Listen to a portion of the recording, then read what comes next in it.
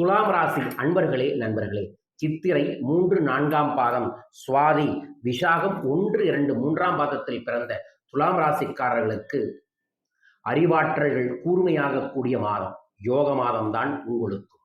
குரு பகவான் பாக்கியஸ்தானத்தில் சஞ்சரித்து உங்கள் ராசியை பார்ப்பதால் இதுவரை இருந்த நெருக்கடிகள் விலகி காணாமல் போகும், செல்வாக்குகள் உயரும், தொழில் ஏற்பட்ட பிரச்சனைக்கு முடிவுகள் கிடைக்கும், குடும்பத்தில் ஒற்றுமை உண்டாகும், உங்கள் எதிர்பார்ப்பு பூர்த்தியாகும், திருமண வயதினருக்கு வரன் வந்தே தீரும், வேலைக்காக முயற்சித்தவர்களுக்கு நல்ல தகவல்கள் கிடைக்கும், லாபஸ்தானத்தில் சஞ்சரிக்கும் கேது வருமானத்தை அதிகரிப்பார், வெளிநாட்டு முயற்சிகள் வெற்றியாகும், வெளிநாடு சார்ந்த தொழில் இருப்பவர்களுக்கு புது ஆர்டர், புது பணவரவு அற்புதமாக நடக்கும், வாங்க நினைத்த இடத்தை வாங்குவீர்கள், பொருளாதார நிலை நிச்சயமாக அபரீதமாக இருக்கும், குழந்தை பாக்கியம் உண்டு, குழந்தை பெற்றவர்களுக்கு எதிர்பாராத செல்வ வரவு வரக்கூடிய மாதம்.